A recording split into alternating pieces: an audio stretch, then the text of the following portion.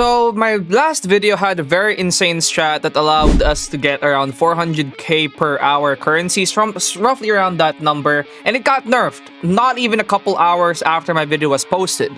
So can we still farm 400k in 1 hour?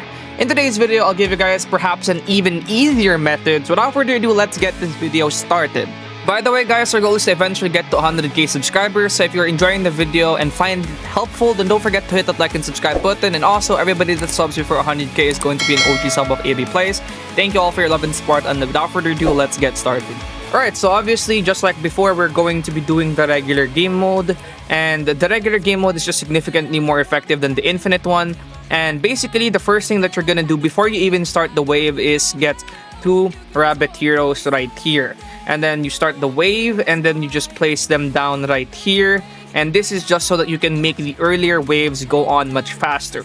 The name of the game is to clear the waves super fast, much faster than you would normally do. And this is going to allow you to actually earn the currency much faster. So you're just gonna place 2 of them right here, and they're gonna deal as much damage as possible. And then you're gonna get your sprint wagons placed down, and then you're just gonna set them to actually, no, you're not gonna set them first. What you're gonna first do is buy sprint wagon and Takaroda, and then I would personally upgrade the 10k one right here, which will increase the gain by 20%. This is very good. Upgrade this as early as possible so that you can get cash as fast as possible. So the earlier methods of this game is pretty similar to the last strategy that I had actually. The only difference that we will have here is we are basically going to focus now instead of clearing the waves much faster in comparison to before. So before, the main focus was to use our Boros to reset us. Now the method is kind of still the same, but we're gonna put more focus on clearing it faster. And the way we're gonna do that is using Eins still, but instead of using Ouroboros, we're gonna be using someone else, or something else rather. So as you guys can see right here, I set the modifier machine already. My goal is to have the farms maxed out by around wave 10. I have the modifier machine activated now, and I'm just upgrading these right here. My goal is to max them out by wave 10, or at least close to wave 10, so I can start gambling on Eins much faster. The earlier you get Eins, the better, because obviously once you get Eins, you can call in the unit that's gonna help you clear faster. So the earlier you get Eins, obviously the faster it's gonna be. Alright, so wave 8, and we're kind of good here already. So what we're gonna do right now is we're just gonna get a bunch of Trash Gamer, and the reason for this is because we want to be able to defend the wave 10 boss. There we go, just place them down right there. And then once you have those placed down, you can just get the Tempest Pirate and max out all the farms. So you should probably have your farms maxed out by around wave 9 or wave 10. Auto upgrade that as well. And as you guys can see right here, I'm not opening any other lanes. I just want to mention that that is the key to this entire thing right here. Not opening other lanes essentially means that you clear waves significantly faster. And because you can clear waves significantly faster, just by having the lanes right here open, you are going to be able to get a lot more currency than if you had these other ones open. So basically, yes, you will get more bonus currencies if you open the other lanes. That's true. But if you open only lane 2 and lane 3, you're gonna get 20 bonus currency, and you are still gonna be able to get more because, yes, you have less currency, but you clear significantly faster. That's basically the key here. There's less bonus currency, but you clear nearly twice as fast, if not 3 times faster, than other people usually would. And that's basically the key here. So at around wave 10, after the wave 10 boss dies, I open my lane 2 and lane 3, and then my farms are maxed out at this point. What I'll do is upgrade these ones right here. I'll get the damage one and the range one as well, and maybe the decrease units SPA. You're only gonna start gambling after around wave 20. After around wave 20, that's when you're gonna gamble. You're just gonna want to set up your units first before you start gambling, because you setting up your units early will also mean that early on you're clearing the waves significantly faster, which is gonna help out a lot.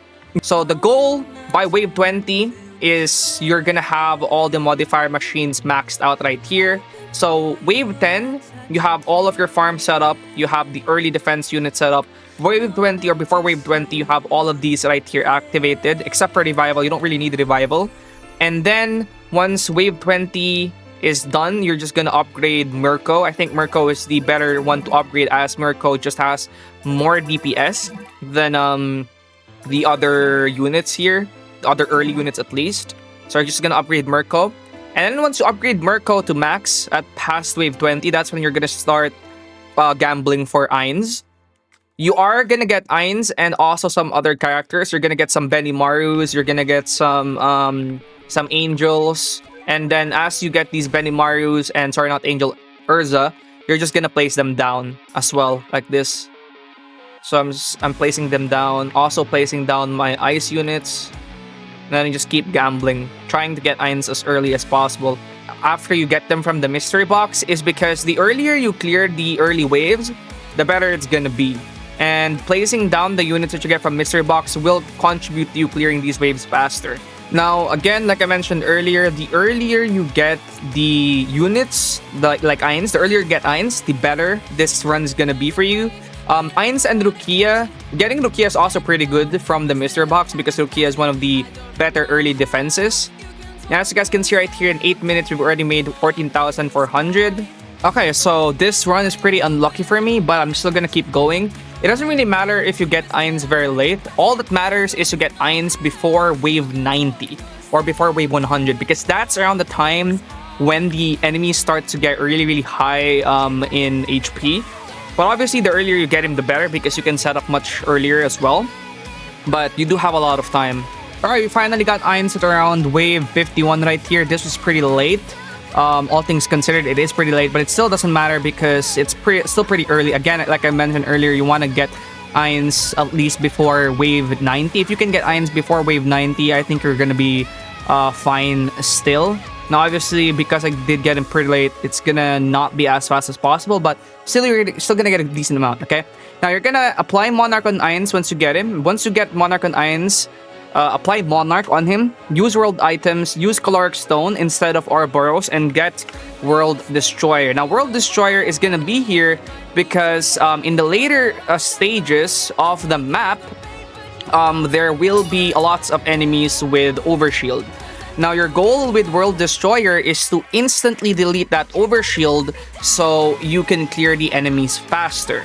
Now, the spells you're gonna set on Ainz is going to be 2 curses, 1 passion, this one right here. Aura of Despair really doesn't work as much because it's only 10 seconds and you're gonna want to use Creator, and Dead, and whatnot. So get Aura of the Overlord right here and then get Water. So these are the 4 spells on Ainz, and then max Ainz out. So once you have Ainz and Whitebeard set down, all you're gonna do right now is get Monarch, get Monarch on them, max them out. Well, not really max Whitebeard out. You wanna keep Whitebeard at the full AoE. This is so that he can apply that Overshield removal on pretty much all the units. Now that that's done, what you're gonna need to do now is just get Monarch on literally all the other units. After Ainz and Whitebeard gets their Monarch, you will get Monarch on, in my opinion, Benimaru, as the DPS of Benimaru is insane. So just get Monarch on Benimaru like so and upgrade them as well. And this is because they do insane amounts of DPS. And then the next one I'll give Monarch to will be Mirko, as Mirko does an insane amount of DPS as well. And then after Mirko, you can also give Armored Mage Requiem the Monarchs, because Armored Mage Requiem will also deal an insane amount of damage. Actually, you can get Armored Mage Requiem or Armored Mage Requip, which is Urza, the Monarch first. So Benimaru, or sorry, Ainz, and then Whitebeard will get the Monarch first. If you get Monarch on Ainz, you summoning Whitebeard, he will have Monarch already, I think. It's Benimaru, and then you're gonna want to Monarch either Mirko or Armored Mage. Take a look at the screen right now. 21 minutes and we already have 77,400, which is actually pretty nice. I want to mention this as well, that you do want to get Ice Queen or Rukia from the mystery box as well. So let's say, for example, after you get Ainz and Whitebeard already from the mystery box, try and also get Ice Queen later on, like maybe before wave 100, try and get Ice Queen. The reason for this is because the more units you have that are able to deal high damage, the faster you'll be able to clear the later waves, which is obviously going to allow you to earn currency much faster. Now, once you have most of your units with Monarch and upgraded to the max, what you're going to do right now is simply wait until wave 150. Wave 150 is when you're going to when you're going to restart. So ideally, it should take you less than 40 minutes to get to wave 150. And around wave 150, if you have these 2 lanes right here open, that should give you somewhere around 220,000. So if it takes you 40 minutes to get to wave 150 and you have around 222,000, if you restart, it will take you another 40 minutes to get back to wave 150. So a total of 80 minutes for 420,000 something currency, or 440 something thousand currency. So again, it's roughly around 370 to 400k per hour with this method. It's still pretty good in my opinion, and you can actually easily get Rukia to pity if you're not lucky enough in under 1 day. I think roughly around 12 hours. So yeah, that's pretty much the method. I'll show you how much I have at wave 150 and how long it takes me to get there, by the way. So we got to wave 149 around 38 minutes. So sometimes you will be fast enough to do this in around 35 minutes only. I have had ones where I got it in 35 minutes. Sometimes it really just takes 38 minutes, but if you do everything right, it will take less than 40 minutes. And as you guys can see, we have 214,200 presents here. And if everything is done right, you just reset and do the exact same thing again and multiply 214 times 2, because again, you're gonna do it again. It's gonna be around 428,000 presents. And then 38 minutes, let's say for example 38 minutes, multiply that by 2, that's going to be around, let's say 80 minutes. So you're getting around 420,000 presents in 80 minutes. It's honestly not that bad, right? It's still a pretty good strategy. So this is the new strategy right here. Just reset once you're at wave 150. There's really not that much point in going past wave 150 anymore. So yeah.